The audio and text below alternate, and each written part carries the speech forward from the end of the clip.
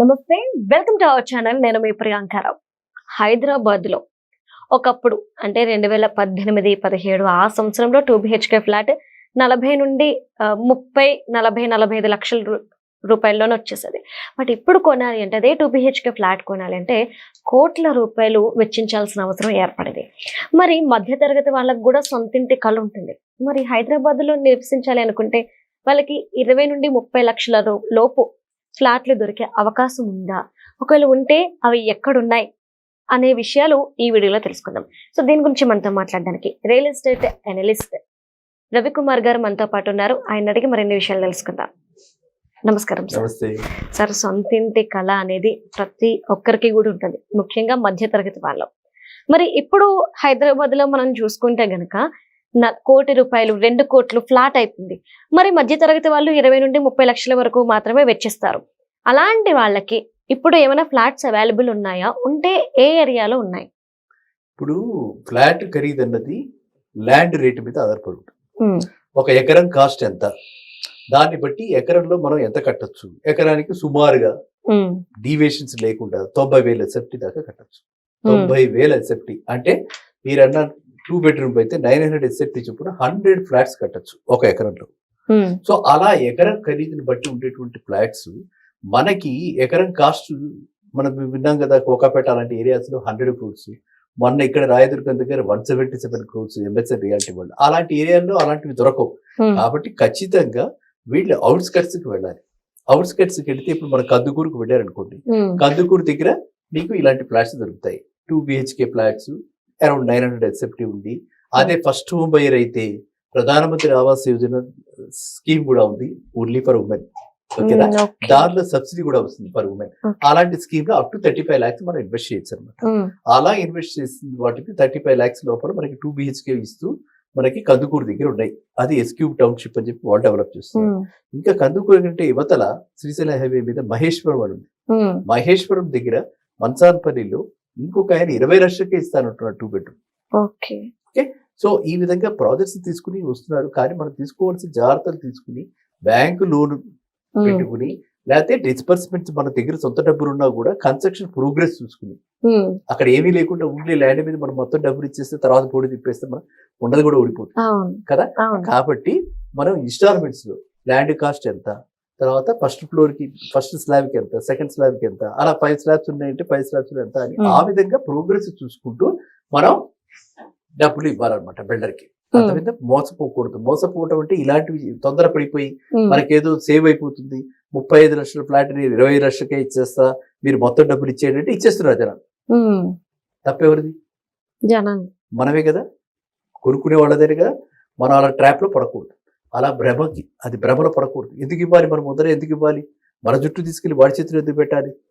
కాబట్టి మీరు అడిగిన దానికి ఏంటంటే ఈ రోజుకు కూడా గ్రూప్ బుకింగ్ లోనూ దొరుకుతున్నాయి, స్ట్రైట్ అవే ఓపెనింగ్ లో మనకి కందుకూరు దగ్గర అలాంటివి వస్తున్నాయి, తర్వాత మంచార్పల్లిలో అలాంటివి వస్తున్నాయి. ఆయన అజస్రా కంపెనీ ఎప్పటితో పాతది, state bank of India tie up తో, నేను బ్యాంక్ టైఅప్ తో ఉన్నవి సేఫెస్ట్ ప్రాజెక్ట్స్, కంప్లైంట్ ప్రాజెక్ట్స్ అన్ని విధంగా ఉన్నవి ఆ విధంగా వస్తున్నాయి ఫ్లాట్స్.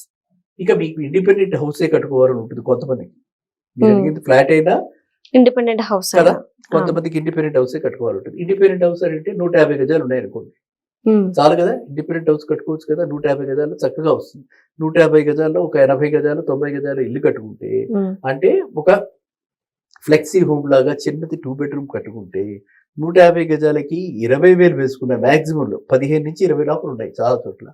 వేసుకున్నా కూడా 22.5 లక్షలు అలా 150 into 15,000 అంటే 22.5 లక్షలు, 25 లక్షల లోపలే స్థలానికి అవుతుంది. దానిపైన మనం కట్టించుకుని ఇంకొక 15 లక్షలు పెట్టుకుంటే 40 లక్షలకి ఇండిపెండెంట్ హౌస్ వచ్చేస్తుంది. సో సామాన్య మానవుడు ఎక్కడ ఇలాంటి ప్లేసెస్ ఉన్నాయి తెలుసుకుని అక్కడ ఇన్వెస్ట్ చేయాలి.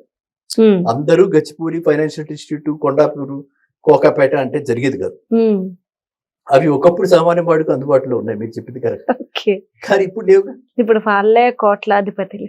అది కాబట్టి ఇప్పుడు కొంచెం ఎక్కడ ఉన్నాయో అక్కడికి దూరంగా వెళ్ళాలి. ఇప్పుడు అదే మనకి బాంబే హైవే వెళ్ళారనుకోండి, బాంబే హైవేలో కూడా మనకి కంది దగ్గర ఆ ఏరియాలో 15-20 వేలకి గజాలు ఉన్నాయి. ఆ 15-20 వేలకి కంది దగ్గర, లేకపోతే పటాన్చేరి దగ్గర లోపలికి వెళ్తే అక్కడ అలాంటి ప్లేసెస్ లో తీసుకుని వీళ్ళు కట్టుకుంటే తెలుసుకోవాల్సింది ఏంటంటే ఏ ఏరియా అయినా సరే మంది అంటే మనుషులు ఇన్హాబిటేషన్ పెరిగిన తర్వాత అది టౌన్షిప్ లా డెవలప్ అయ్యి ఒకప్పుడు అది కూడా సిటీలో కలిసిపోతుంది, అది కూడా ఇంకో కుక్కటిపల్లి అయిపోతుంది కదా. ఇవన్నీ కూడా మీకు తెలియదు, మీరు చిన్నవాళ్ళు 25 ఏళ్ల క్రితం మీరు చూసినప్పుడు ఇవన్నీ అడవులు, ఇవాళ 25 ఏళ్ల క్రితం రేట్లు ఇవాళ రావు, ఎందుకంటే ఇది డెవలప్ అయిపోయింది. అలాగే హైటెక్ సిటీ మొదట్లో 98లో ఆ టైంలో మీరు చూస్తే ఇది చాలా చాలా చాలా అసలు ఏమి లేదు ఇక్కడ అంత పర్వాలేదు ఉండేది అనమాట. అలాంటి ప్లేసెస్ ఇవాళ ఈ విధంగా అయిపోయినాయి. ఇవాళ హైటెక్ సిటీలో మనం కొనుక్కోలేము. కాబట్టి సామాన్య మానవుడు దృష్టిలో ఎప్పుడైనా సరే వీలైనంత త్వరగా ఏజ్లో, నేను చెప్పేది వీలైనంత త్వరగా 30 ఏళ్ల లోపలే ఒక ప్లాన్ చేసుకుని వాళ్ళు ఎక్కడ దొరుకుతుంది, అందుబాటులో ఎక్కడ ఉంది, ఎక్కడ గ్రోయింగ్ ఏరియా, ఎక్కడ డెవలప్మెంట్స్ ఉంటాయి. ఇప్పుడు కందుకూరు లాంటి ప్లేస్కి phase 2 వస్తుంది, మెట్రో phase 2. మనం అందరం ఇప్పుడు మెట్రో ఎక్కే ఉంటారు, మీరు ఎంతో సుఖంగా ఉంటుంది, మనకి హ్యాపీగా అనుకునే టైంకి వెళ్ళగలం కదా. మనం వీలైనంత వరకు మెట్రో అయితే చాలా మంది వాడుతున్నాం, దూరానికి వెళ్ళాలంటే టైంకి వెళ్ళిపోగలం. అలాంటి ఫెసిలిటీ వెసులుబాటు మనకి అక్కడ దాకా వస్తుంది కాబట్టి కందుకూరు దగ్గర మనం కొనుక్కుంటే హ్యాపీగా ఉండొచ్చు భవిష్యత్తులో. మేబీ అది it me take 5 years minimum. ఇప్పుడు ఏదైనా రియల్ ఎస్టేట్ ఇన్వెస్ట్మెంట్ పెట్టుబడి అంటే మినిమం 5 years ఉండాలి. 5 years పెట్టుబడి పెట్టకపోతే మనం అది షేర్ మార్కెట్ లా కాదు కదా, ఓవర్ రేట్ ఏదో అయిపోతుంది అనుకోండి. కాబట్టి మన ఇన్ఫ్రాస్ట్రక్చర్ ప్రాజెక్ట్స్ అన్ని ఎక్కడ జరుగుతున్నాయి, ఎక్కడ కనెక్టివిటీ బాగుంటుంది, ఎక్కడైతే మనం రేపొద్దున ROI రిటర్న్ ఆన్ ఇన్వెస్ట్మెంట్ మనకి మాక్సిమం వస్తుంది. ఈ విధంగా చూసుకుంటే మనకి ఇవాళ మీరు అడిగిన దానికి కందుకూరు ఇదే రైట్ ప్లేస్. ఓకే, అంటే సార్ ఇప్పుడు మనం చూసుకుంటే గనక మోసాలు అనేవి జరుగుతూ వస్తూ ఉన్నాయి. మరి ఇలాంటి ఏరియాస్ లో ఇప్పుడు హైదరాబాద్ లో ఉంటారు, కానీ ఇక్కడ నుండి అక్కడికి వెళ్ళి ల్యాండ్ ఉందా లేదా చూసుకోవడం, ఫ్లాట్ కి అక్కడ స్టే చేయడం అవ్వదు. కాబట్టి ఇలాంటి మోసాల బారిన పడకుండా వాళ్ళు సేఫ్ సైడ్ గా ఎలా ఉంటే బెస్ట్ అంటారు? కరెక్ట్. దానికి ఎప్పుడైనా సరే ఫెన్స్డ్ ప్రాపర్టీ అంటే ప్రొటెక్టెడ్ ప్రాపర్టీ. ఓపెన్ ల్యాండ్ పెట్టేసేసాము కష్టం అవుతుంది. మనకి ప్రొటెక్టెడ్ ప్రాపర్టీ అర్థమైనా, ఒక గేటెడ్ కమ్యూనిటీ లాగా గేటెడ్ విల్లా ప్రాపర్టీ. నేను ఏదైతే చెప్పానో అవి 2 కూడా గేటెడ్ విల్లా ప్రాజెక్ట్స్. అండ్ ఇదే కాకుండా మన అక్కడ ఇంకా మీకు ఇంకా ఎక్కువ భయం ఉంది అనుకోండి, వాళ్ళ టెక్నాలజీ చాలా వచ్చేసింది. మన మొబైల్లోనే మనం వాచ్ చేసుకోవచ్చు. CCTV లాగా పెట్టేసుకుంటే మన ఇంటి దగ్గర పిల్లాడు ఎలా ఉన్నాడో ఏమిటో చూసుకోవడానికి ఒక తల్లి ఎలా వాడుకుంటుంది. అలాగే మనం ఆ ప్లాట్ మీద ఎవరైనా కబ్జా కాకపోయినా ఎవరైనా దానిలో ఏమన్నా ఒక ఏంటంటే బోర్ వేసేసారు, లేకపోతే దాని దగ్గరికి వెళ్ళారు, చూసారు, చెందారు, ఆడుకుంటున్నారు, క్రికెటే కదా అని అనుకుంటుంటే రేపు ప్రాబ్లం అయిపోతుంది. ఇలా ఏమైనా చేస్తున్నారా అని చూసుకునేందుకు మనం మొబైల్ యాప్ లో చూసుకోవచ్చు. CCTV పెట్టి మొబైల్ యాప్ లోనే మనం చూసుకోవచ్చు, మానిటర్ చేసుకోవచ్చు. మీరు ఎక్కడున్నా చూసుకోవచ్చు, అమెరికాలో ఉన్నా కూడా చూసుకోవచ్చు, ఇక్కడే కాదు, సిటీలోనే కాదు. సో ఇన్ని అంటే మనకి ఇప్పుడు కొత్తగా ఇన్ని టెక్నాలజీ తోటి మనం ఈ విధంగా ప్రాపర్టీ ప్రొటెక్ట్ చేసుకోవడానికి ఉన్నాయి. అదే కాకుండా కొంతమంది ఏజెన్సీస్ కూడా తయారైనాయి. ఆ ఏజెన్సీస్ ఏమిటంటే మన ప్రాపర్టీ ఎలా ఉంది ఏమిటనే, వాళ్ళు ఎక్కడ ఉంది ఏమిటని చెప్పి వాళ్ళు కూడా ప్రొటెక్ట్ చేసి మనకి డేటా ఇచ్చేటువంటి వాళ్ళు కూడా ఉంటారు. కాబట్టి పాతకాలానికి ఇప్పటికి చాలా తేడా వచ్చింది. ఓన్లీ థింగ్ ఏంటంటే అవేర్నెస్ లేదు. ఇలా CCTV మనం పెట్టుకుని చిన్నపిల్లాడి క్రాడీలు పెట్టుకుని మన ఇళ్లలో ఆఫీసులో చూసుకుంటూ ఉంటారు చాలా మంది. ఆ విధంగా మన ప్రాపర్టీ కూడా ఇలా చూసుకోవచ్చు, మానిటర్ చేసుకోవచ్చు. It only cost few thousands. లక్షలు పెట్టి ప్రాపర్టీ కొనుక్కున్నాం, థౌజండ్స్ పెట్టి కొనుక్కోవచ్చు. ఎప్పుడు అది కావాలి, ఇలాంటి కంపెనీ దగ్గర కాకుండా గేటెడ్ కమ్యూనిటీలో కాకుండా ఉన్నప్పుడు కావాలి. అదే ఒక గేటెడ్ కమ్యూనిటీ అనుకోండి, మీరు ఎక్కడే కాదు కదా, మీ చుట్టుపక్కల అందరూ కొనుక్కుంటారు కదా, అందరు కలిపి ఒక వాట్సాప్ గ్రూప్ పెట్టుకుంటారు కదా, ఆ వాట్సాప్ గ్రూప్ లో ఎవరు వెళ్ళినా సరే ఒక పిక్ పెడతారు, మన ప్రాజెక్ట్ ఇలా ఉందంటారు, మనకి safe. So safety point of వ్యూలో ఇలాంటివి కొత్త తరహా పద్ధతులు వచ్చాయి కాబట్టి గతంలో వలే ఈ టెన్షన్స్ పడక్కర్లేదు. అంతేనా?